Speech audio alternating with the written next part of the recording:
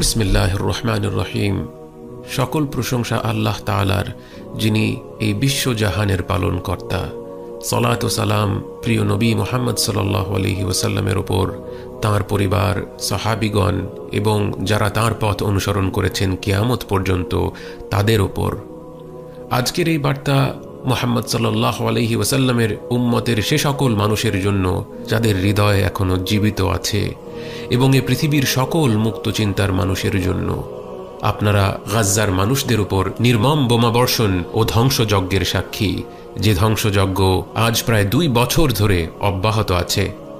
আজ আপনারা এই নির্মমতার এক নতুন মাত্রা যোগ হতে দেখেছেন, যা হল অনাহার এবং তৃষ্ণার মাধ্যমে গণহত্যা। পরিকল্পিত দুর্ভিক্ষ, পানির সংকট, হয়রানি আর অপমান এসব হল যুদ্ধের নিকৃষ্টতম, ঘৃণ্যতম পদ্ধতির মধ্যে অন্যতম। যারা এই বাস্তবতা মেনে নেয় বা নীরব থাকে, তারা মানবিকতার ন্যূনতম দাবিও হারিয়ে ফেলেছে। দীর্ঘদিনের শ্বাসরুদ্ধকর অবরোধ এবং সীমান্ত পথ বন্ধ করে রাখা নিছক কোনো নিষ্ক্রিয় কাজ নয়, এগুলো হত্যাকাণ্ডে সরাসরি অংশগ্রহণের প্রমাণ। গাজ্জায় ক্ষুধা বা বোমাবর্ষণে প্রতিটি আত্মার মৃত্যুর দায়ভার তাদের উপর বর্তায়। ঘর বাড়ি, মসজিদ, স্কুল, বিশ্ববিদ্যালয়, হাসপাতাল এবং আরও অনেক কিছুর ধ্বংসের জন্য তারাই দায়ী। মনে রাখুন, এই মুসলিম উম্মত দুর্বল নয়। আমাদের নেতৃবৃন্দ, আমাদের সেনাবাহিনী সকলের ক্ষমতা রয়েছে গাজ্জা এবং পশ্চিম তীরের মানুষদেরকে উদ্ধার করার। যদি তারা এ কাজ করতে ব্যর্থ হয়, তবে তা হবে এক চরম বিশ্বাসঘাতকতা। তারা সবাই এই গণহত্যার সহায়ক হয়ে যাবে। যার কাজ করার সামর্থ্য থাকা সত্ত্বেও সে নিষ্ক্রিয়তা বেছে নেয়, সে সেই অবহেলার পরিণতির জন্য দায়ী। তাদের হাত নিরীহ মানুষের রক্তে রঞ্জিত, এই ঋণ তাদেরকে বহন করতে হবে।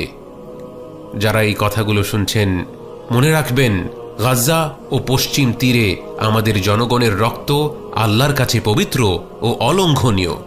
যেই এই রক্তপাতে অংশগ্রহণ করে, বাস্তবে সে নবীজি সাল্লাল্লাহু আলাইহি ওয়াসাল্লামের শত্রু, আল্লাহ তাআলার তরফ থেকে তাঁর বহন করে আনা রিসালাতের শত্রু।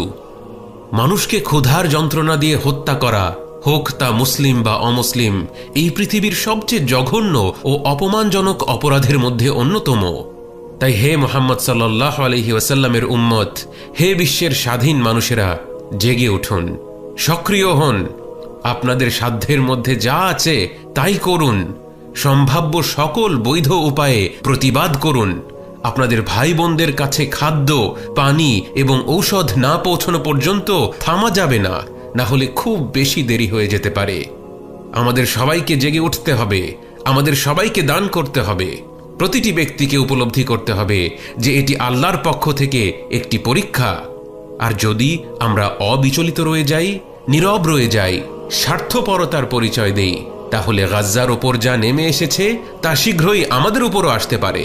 কোনো ভূমি সুরক্ষিত নয়, এটি একটি ঐশ্বরিক পরীক্ষা, এবং যারা এতে ব্যর্থ হবে তারা নিজেরাই ক্ষুধা, অপমান, হত্যা এবং ধ্বংসের সম্মুখীন হতে পারে, ঠিক যেমনটি আজ ফিলিস্তিনে আমাদের ভাই বোনেরা সম্মুখীন হচ্ছেন।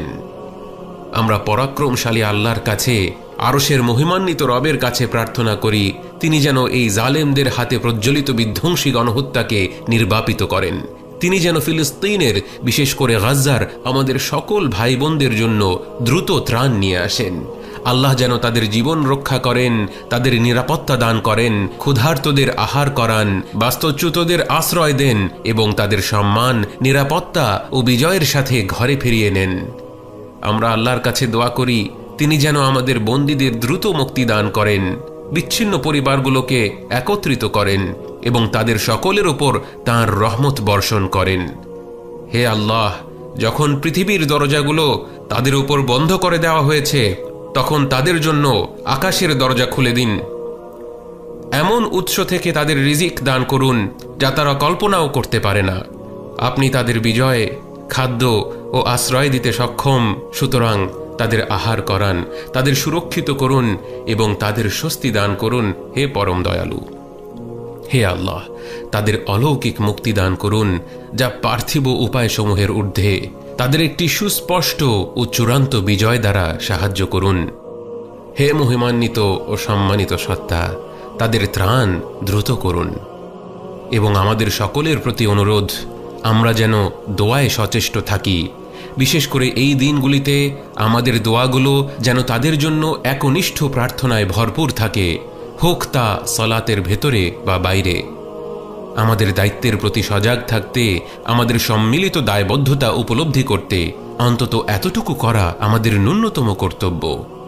আল্লাহ আপনাদের সকলকে সম্মানিত করুক। ওয়াসসালামু আলাইকুম ওয়া রাহমাতুল্লাহি ওয়া বারাকাতুহু।